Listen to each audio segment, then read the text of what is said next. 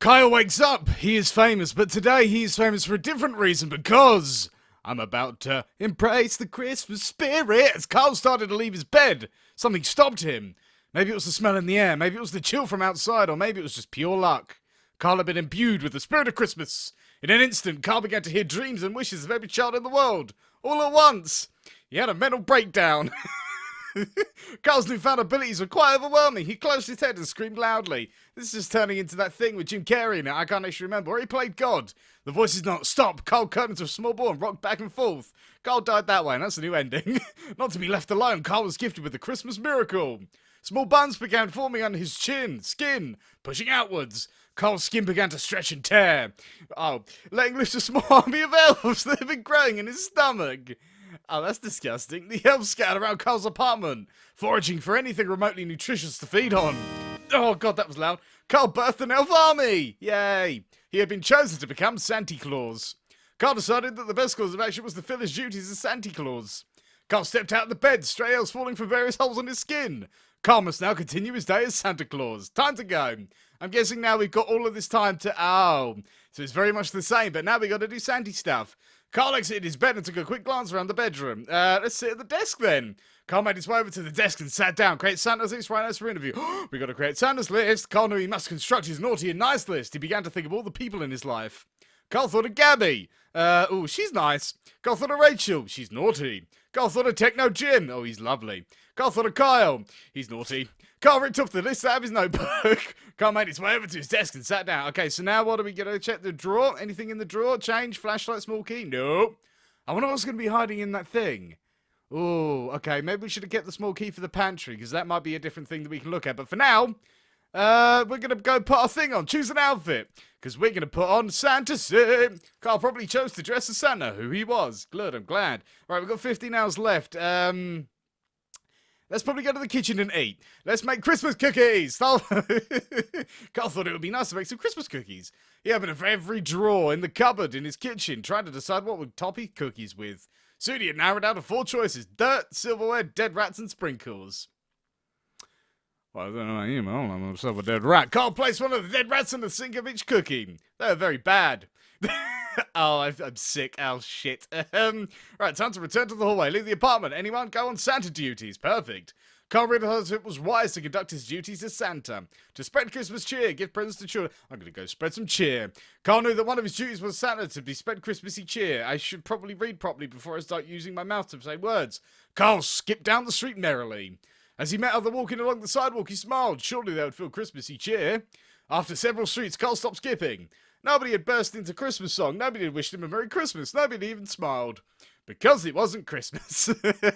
Because it's February. Carl realised it would need to spread Christmas cheer more aggressively. Is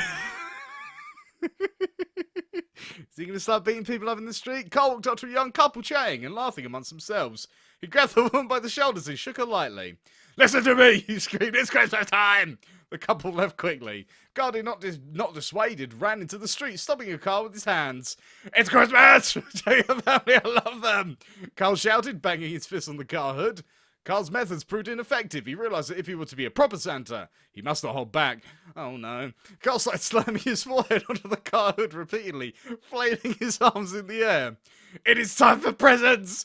Carl emphasised each word with a percussion from his face. Suddenly, Carl was blessed with another Christmas miracle. Carl's neck shot directly upwards, swaying his mouth towards the sky. Slowly, painfully, a live reindeer began to emerge from his throat. In fact, it was not one reindeer, it was several. Carl began to run around, arms waving, desperately trying to find a way of dislodging the animals from emerging from him. Oh, I hate this so much.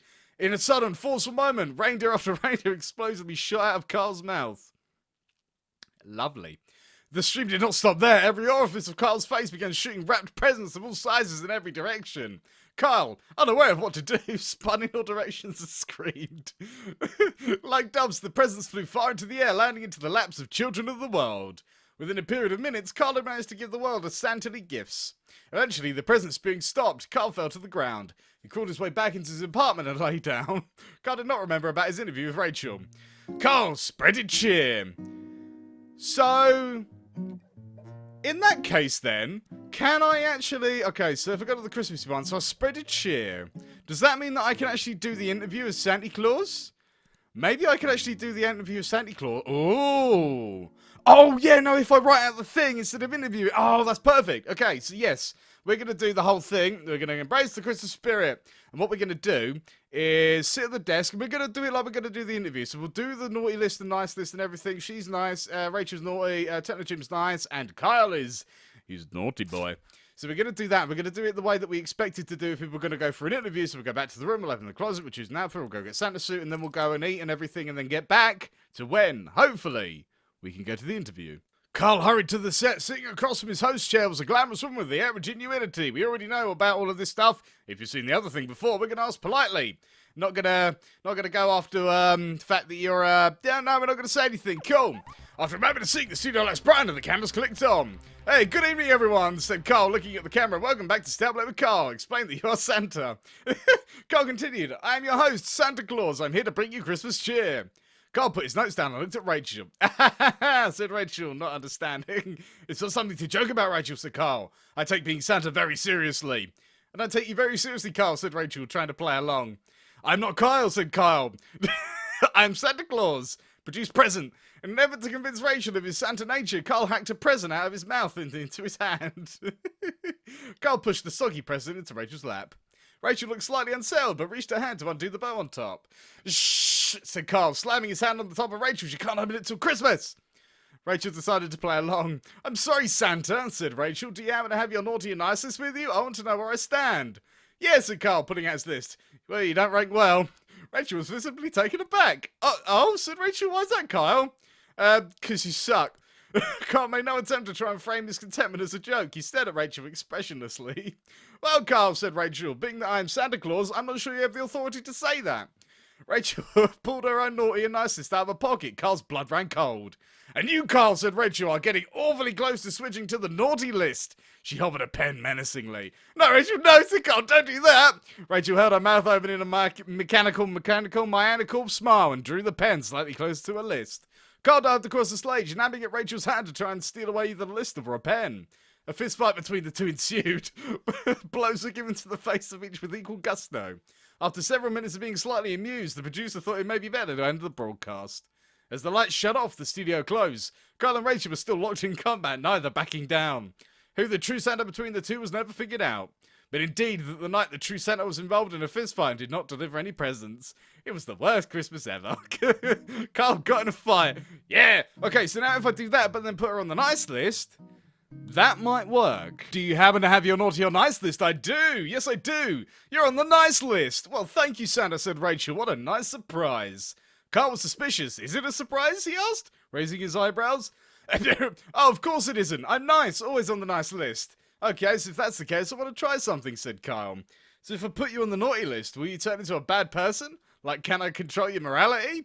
Before Rachel could answer, Kyle crossed her off the nice list and added a name on the naughty list. Immediately, something changed. Rachel jumped out of her seat in a blind rage and began thrashing the studio, laughing horribly. Carl, suddenly curious, began adding other names of people he knew to the naughty list. Friends, family, and acquaintances of Carl began bursting through the walls, ceiling, and floor, fire in their eyes. It did not take long for the studio to fall into complete ruins. Carl was fascinated by the results of his actions. Carl wrote a dissertation on the effects of Santa on adults and was published in many psych journals. As research branched off Carl's findings, Carl began to be known as much of his scientific findings as his talk show. Somehow Carl had become extra famous. Hey, became extra famous. Nice one. So, what else have we possibly got to do? I want to go in the cupboard, because I feel like there's going to be possibly something in the cupboard. So, if I embrace Crimbo's spirit and then go have a look in the old cupboard-io, or, well, no, it's the pantry, isn't it? So there might be something interesting in the pantry. That's what I'm assuming. I might just be able to complete the interview with Santa, and that's the thing. I might try that one. We're going to go grab the small key and see if we can go and find what's going on over by the kitchen. Right, let's have a look. Check the pantry. Unlock the small key. Look in the pantry. There's nothing in here.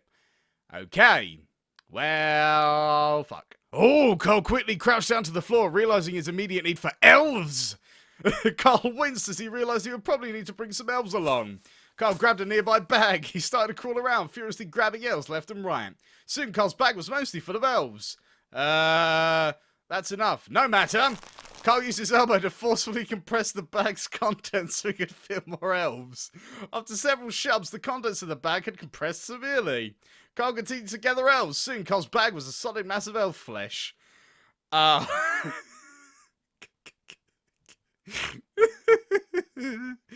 boy. What do we do with the solid mass of elf flesh then? Do we take it to the interview?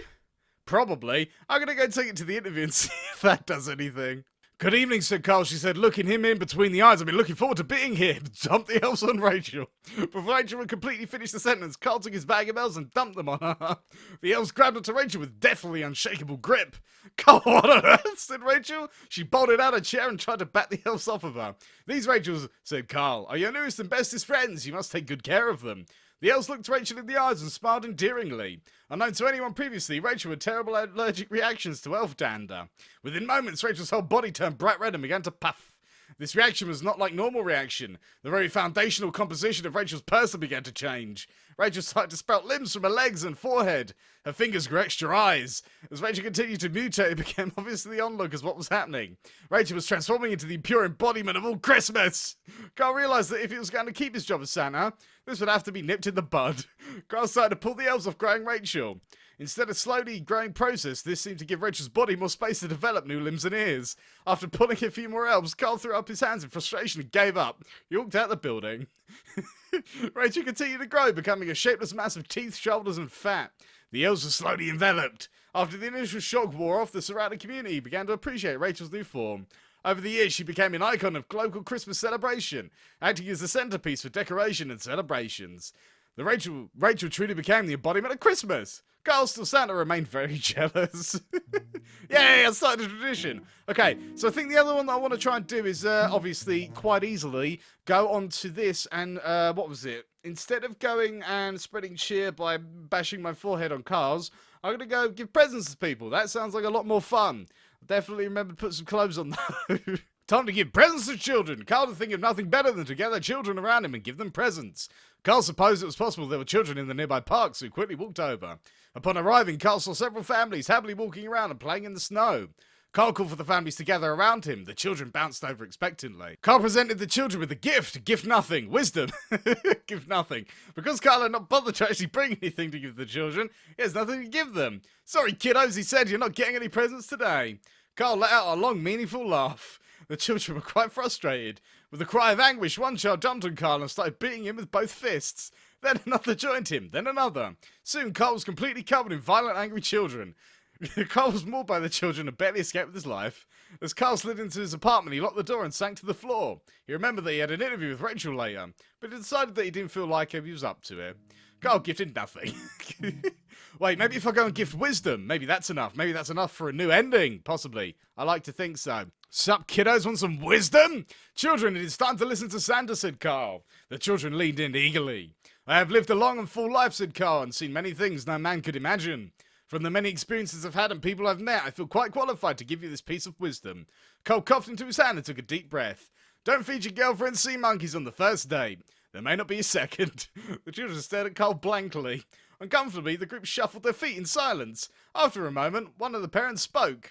Actually, yeah, I can back him up on this. Tried it with my first girl. She ended up gagging at the table. No, he's right. Us girls don't like that, said her mother. Remember when you tried that on me, Dal? Dal remembered and grinned. Yeah, but she still stuck with me. Must have done something right.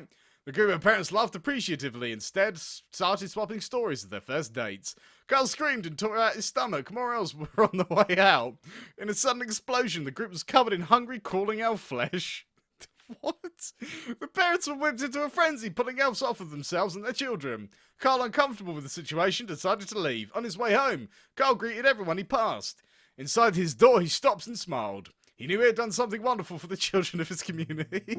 I gifted wisdom. Alright, I'm thinking that I possibly should be able to hopefully go out into the world and probably go and get some presents.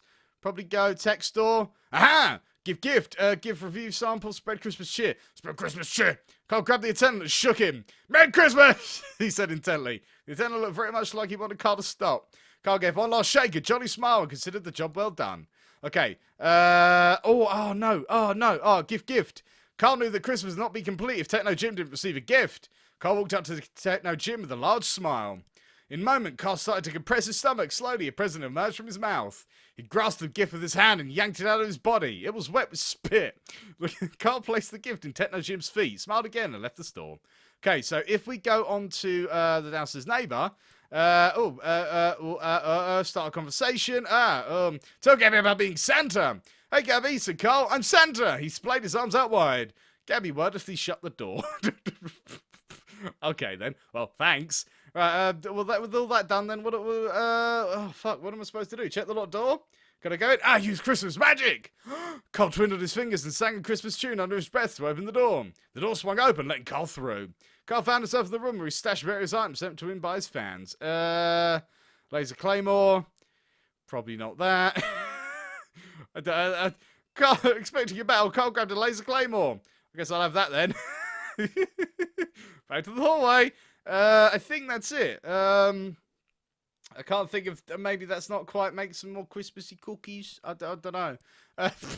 Can't do the set. I guess we're doing it this way then. Oh, he didn't put clothes on. Oh. No. Oh, everyone left. Oh, well, that's okay. So how many did we end up getting through in the end anyway? We got through quite a few. So... I guess we've got gift something else. I imagine gifted wisdom, gifted nothing, gifted everything. Or maybe we got to spread proper Christmas cheer. But I'm not sure where we're going to get presents from, because it seems like we can't. So I'm not too sure. But anyway, I'm going to end this episode here, otherwise it'll end up being too long and a bit boring. But if you want to see some more of this before it gets to Christmas, or maybe a little bit after Christmas, then please do let me know. And I shall see you next time.